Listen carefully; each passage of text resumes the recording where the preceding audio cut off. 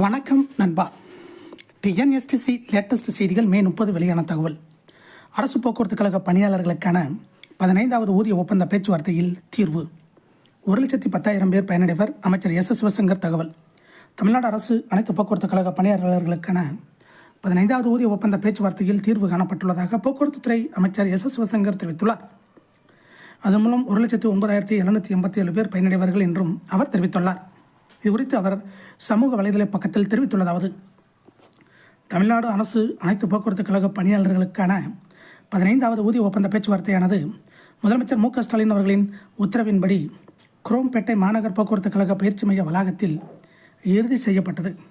தமிழ்நாடு அரசு போக்குவரத்து கழகங்களில் 1,09,787 பணியாளர்கள் 15வது ஊதிய ஒப்பந்தத்தின் கீழ் 48,006 ஓட்டுநர்களும் 42,825 நடத்துனர்களும் 13,003 தொழில்நுட்ப பணியாளர்களும் மற்றும் 2,529 இதர பிரிவு பணியாளர்களும் பயனடைவார்கள். 1/9/2023 முதல் அடிப்படை ஊதியத்தில் 6% உயர்த்தி ஊதியம் நிர்ணயம். 1/9/2024 முதல் 4 காலாண்டு நிலுவைத் தொகை தவணையாக வழங்கப்படும். ஊதிய உயர்வினால் போக்குவரத்து தொழிலாளர்களுக்கு குறைந்தபட்சம் ரூபாய் 1,420 முதல் அதிகபட்சம் ரூபாய் 6,420 வரை பணப்பலன்கள் கிடைக்கும்.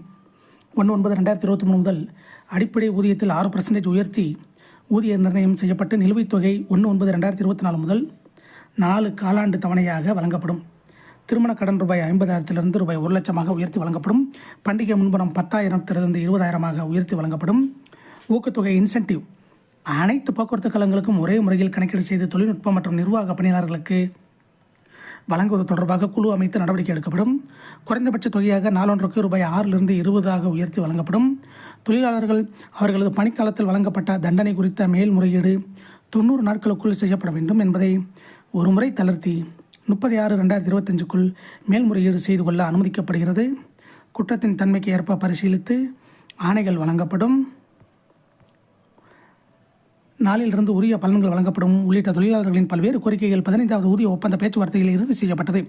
இக்கூட்டத்தில் போக்குவரத்துத்துறை அரசு கூடுதல் தலைமைச் செயலாளர் பனீந்திர ரெட்டி, தொழிலாளர் தனி இணை ஆணையர் இல ரமேஷ், நிதித்துறை அரசு சிறப்பு செயலாளர் அருண் சுந்தர் தயாளன், போக்குவரத்துத்துறை அரசு கூடுதல் செயலாளர் எஸ். கார்மேகம், ஊதிய ஒப்பந்த பேச்சுவார்த்தை குழுவின் உறுப்பினர் செயலர் கூட்டுநர் டாக்டர் தா. பிரபு, சங்க நிர்வாக தரப்பு குழு துணைக்குழு உறுப்பினர்கள் மற்றும் பேரவை தொழிற்சங்கங்களைச் சேர்ந்த பிரதிநிதிகள் கலந்து கொண்டனர். இவ்வாறு அவர் தெரிவித்துள்ளார். இதே போன்ற போக்குவரத்து துறை அப்டேட்டுகளை உடனுக்குடன் தெரிந்து கொள்ள நம்ம சேனல் சப்ஸ்கிரைப் பண்ணுங்கள், ஷேர் பண்ணுங்கள், லைக் பண்ணுங்கள். நன்றி, வணக்கம்.